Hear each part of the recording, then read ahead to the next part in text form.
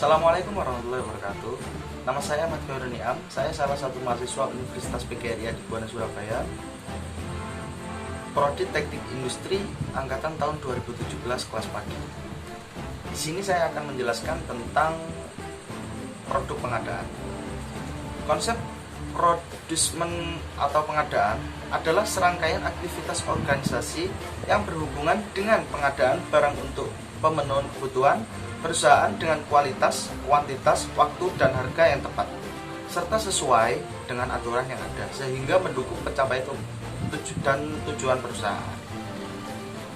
Kemudian, filosofi pengadaan.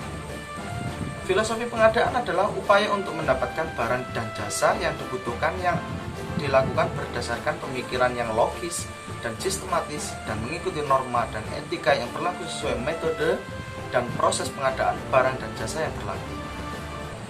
Paradigma pengadaan. Paradigma pengadaan memiliki target untuk memperoleh barang dan jasa yang sesuai ketepatan jumlah, kualitas, waktu, biaya, dan tempat. Bersifat strategis melalui pendekatan optimasi pemanfaatan sumber daya, meningkatkan daya saing dan persaingan bisnis yang sehat. Fleksibel dan inovatif sesuai dengan perkembangan teknologi dan bisnis. Memegang teguh prinsip good governance bermanfaat bagi masyarakat. Model pengadaan ada 7. Yang pertama, fokus pada bisnis. Yang kedua, adaptif terhadap tren terkini. Yang ketiga, berbasis sistem teknologi informasi.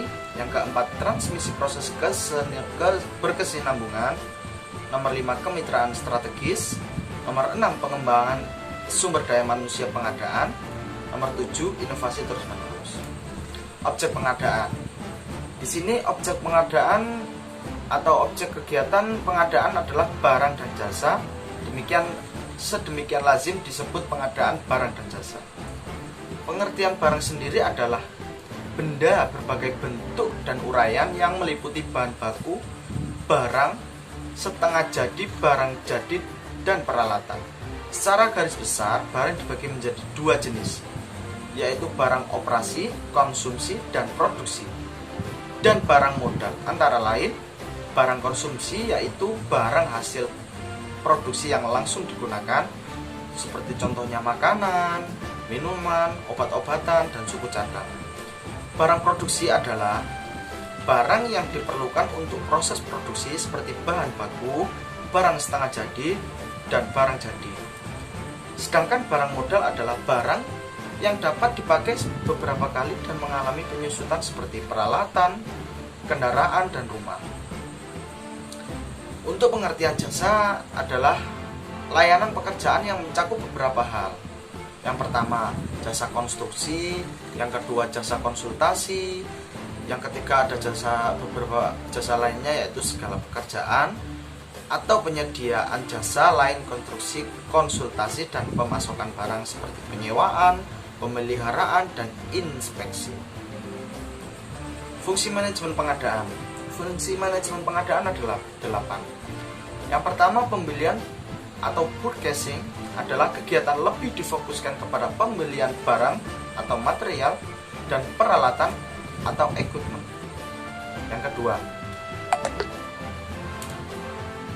Yang kedua, penyewaan leasing, kegiatan sewa menyewa baik secara sewa murni maupun sewa dengan opsi untuk membeli. Yang ketiga, construction atau konstruksi, kegiatan membangun wujud fisik. Yang keempat, yaitu consultation atau konsultasi, kegiatan jasa keahlian profesional. Yang kelima, inspection atau inspeksi, kegiatan pemeriksaan dan pengujian. Yang keenam, swakelola self management, kegiatan yang dilaksanakan sendiri atau internal. Yang ketujuh, tukar tambah or trade in, kegiatan tukar menukar barang dengan membayar selisih harga untuk memperoleh barang yang sesuai dengan kebutuhan operasi untuk menghindari kerugian perusahaan. Yang kedelapan atau yang terakhir yaitu barter or exchange, kegiatan tukar menukar barang secara langsung atau tukar guling. Prinsip-prinsip pengadaan sendiri yaitu ada 3. Yang pertama efektif, efisiensi, dan kompetitif. Efektif sendiri sesuai dengan kebutuhan yang telah ditetapkan dan dapat memberikan manfaat yang sebesar-besarnya sesuai dengan kesasaran yang ditetapkan perusahaan. Sedangkan efisiensi diusahakan dengan menggunakan dana, daya, dan fasilitas kecil-kecilnya untuk mencapai sasaran dalam waktu singkat dan dapat dipertanggungjawabkan secara memberikan kontribusi yang sebesar-besarnya. Sedangkan kompetitif dilakukan melalui seleksi dan persaingan yang sehat di antara penyedia barang atau jasa yang setara dan memenuhi syarat tertentu berdasarkan ketentuan dan prosedur yang jelas serta transparan.